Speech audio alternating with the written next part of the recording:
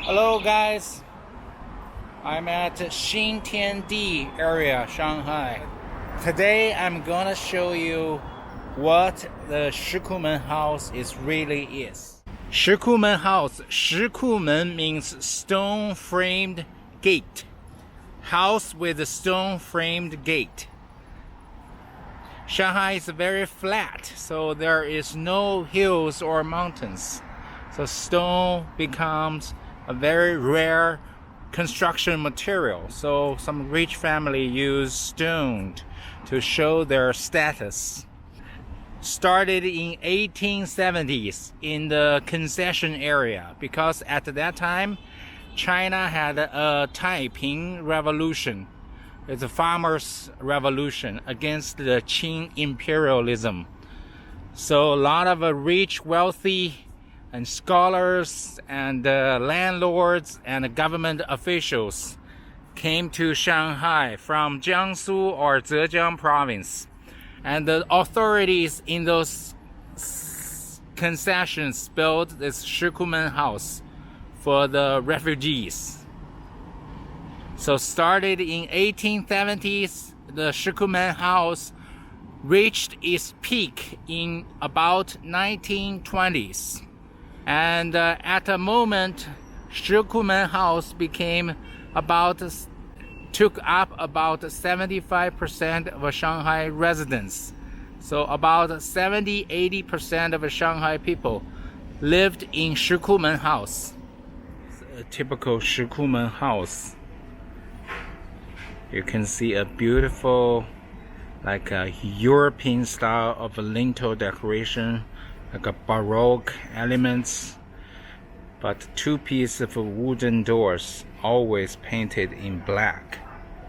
This is like a row house.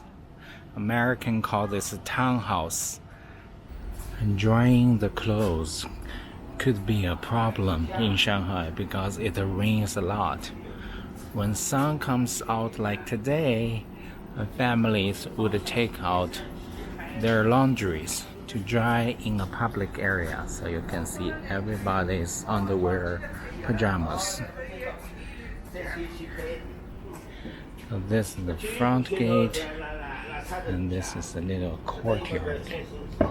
This is also a public area. You can see a lot of sinks, 3 sinks, shared by families.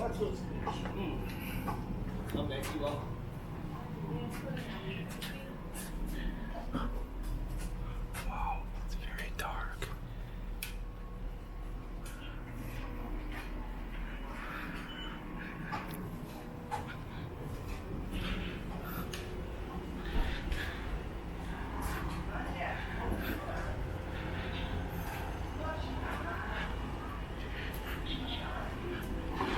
In World War II, the Korean provisional government, it's in this alley, in one of the Shikumen house, now turned into a museum.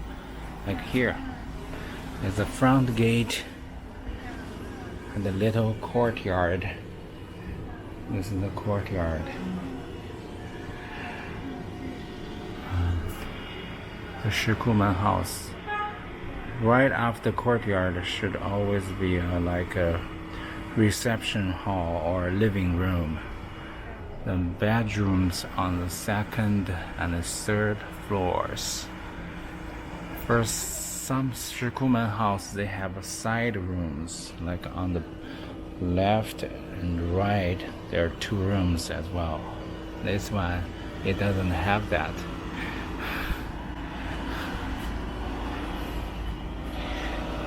Black wooden doors and the knockers, they are Chinese. But the Baroque and the concept of row house are Western. So it's a perfect mix of Eastern and Western architecture.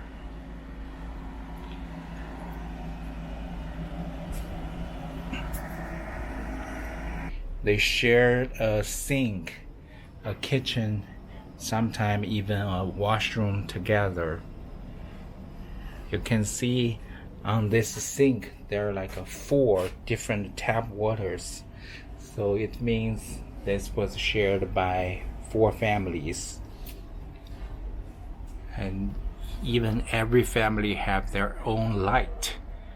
You can see there are many lights in the public area. So when they come to this public area, they will always turn on their own lights. And one of the life philosophy in Shanghai is they don't want to take advantage of others, but they also definitely don't want others to take advantage of them as well. This kind of narrow lane between the houses in Chinese, in Shanghai, it's called Nongtang.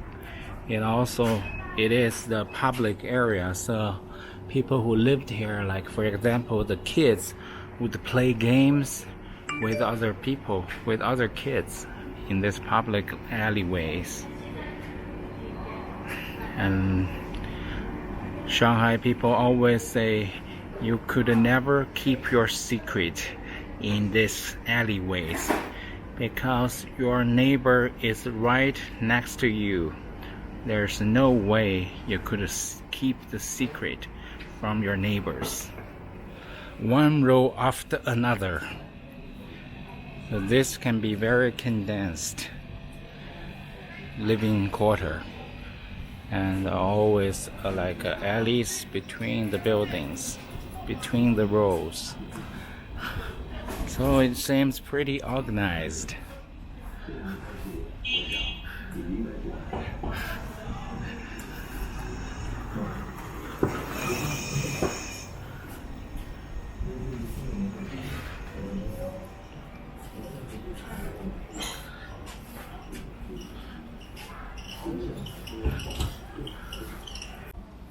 In 1920s, 30s, the Shikumen house, each unit was for one family, so people had their own privacy in a single unit.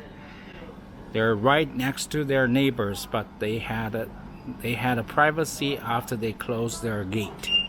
But today, one unit like this is shared by 3-4 families. For example, this building has 3 floors, so it could be 3 families lived in one unit, one on each floor. So that's the situation for today now. And also the Shikumen house become rare and rare because it is old, how to say, not much value, and it's not very comfortable to live there anymore because there's no modern convenience. There's still some families still in those chamber pots there.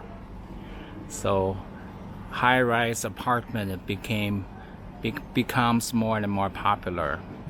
So Shikumen house like this were torn down for many cases to give way to the modern apartment.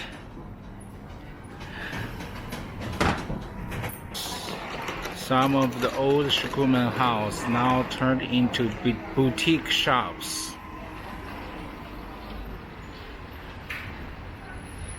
That's a nice way to use the building.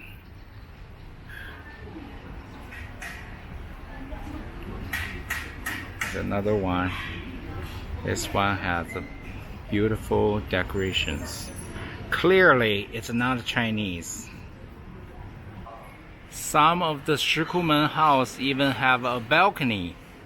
This is very rare to traditional Chinese residents. No balconies in traditional Chinese ones. This is definitely a European or Western influence.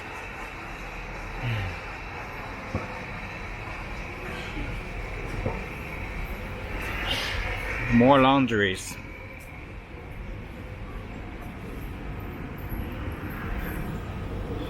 Although the street is busy with a lot of pedestrians, bikes, and cars, but in the Shikumen house, it was pretty quiet.